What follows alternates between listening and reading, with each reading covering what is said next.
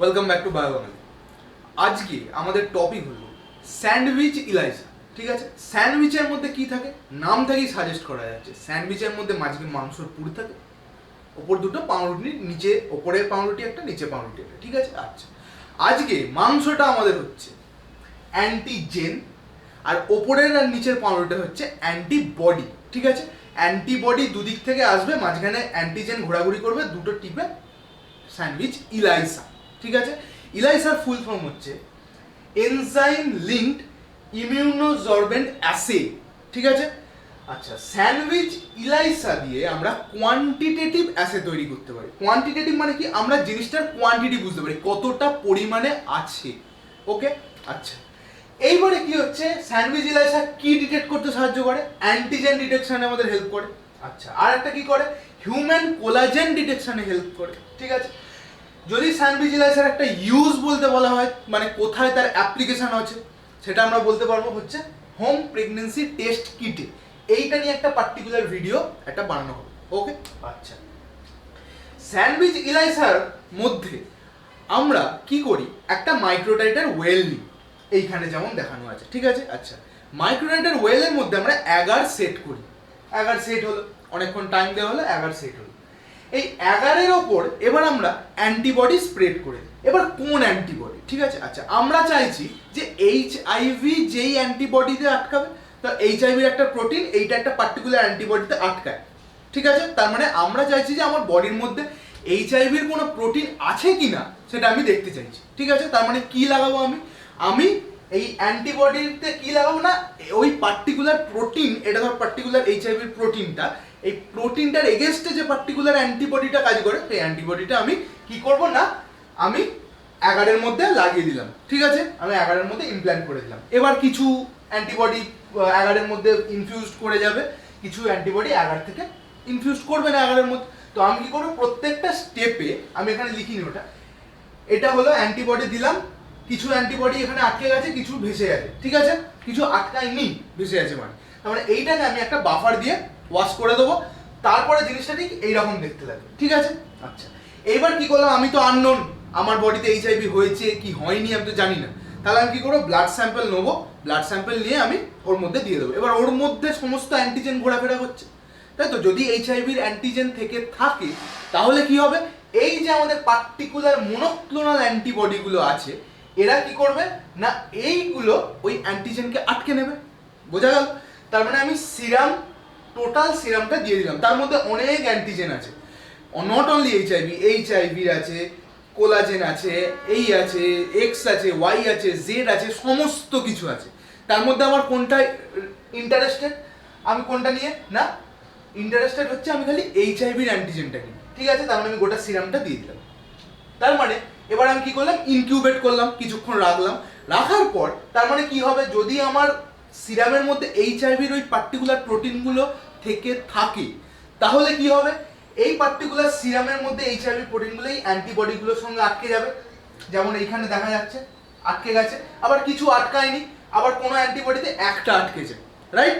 আচ্ছা তাহলে কি হচ্ছে, এবার আমার অনেক কটা ভেসে আছে, তার মানে আবার আমি ওয়াশ করব, একটা বাফার নিয়ে এলাম, বাফার দিয়ে এই জিনিসটাকে ওয়াশ করে ছড়িয়ে দিলাম। তাহলে আমার এখন মার্কেটে কি পড়ে আছে, খালি এইগুলো। ঠিক আছে, খালি একটা অ্যান্টিবডি, তার উপর দুটো অ্যান্টিজেন লেগে আছে। ঠিক আছে, ওকে। এইবারে কি করলাম আমি, এইবারে আমি অ্যান্টিজেন অ্যান্টিবডি, তার মানে কি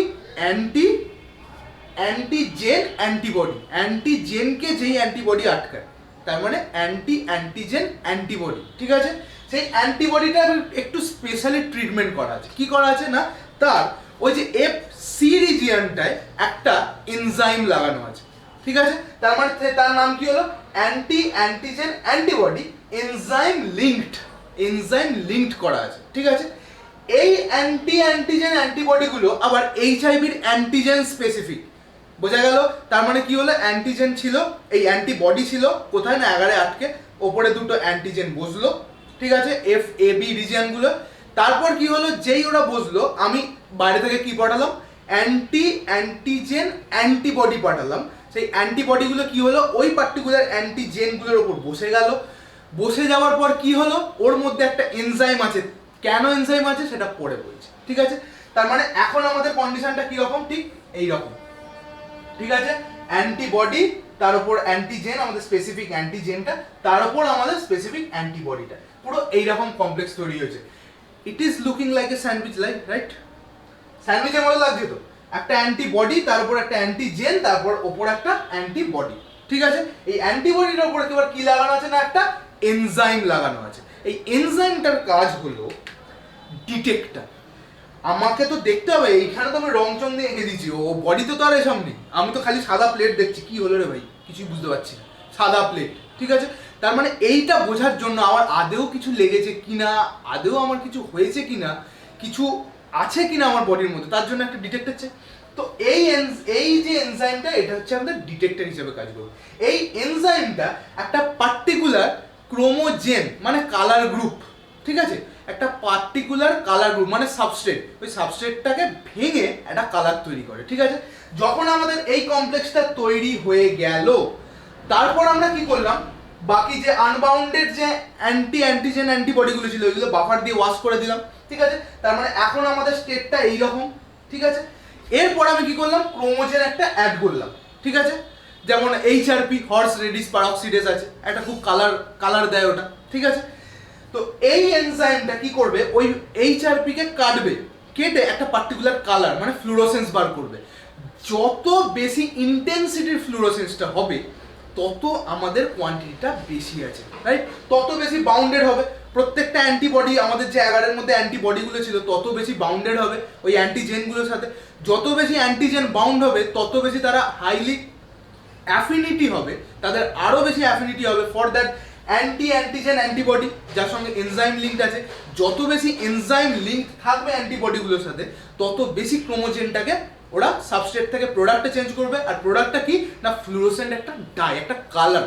সেই কালারটা যত ইন্টেন্সিফাই হবে, তত আমরা বুঝতে পারবো ওর কনসেন্ট্রেশন কতটা। বোঝা গেল? So this is sandwich ELISA. এটা দু ধরনের হয় আবার, ডাইরেক্ট আর ইনডাইরেক্ট, ঠিক আছে।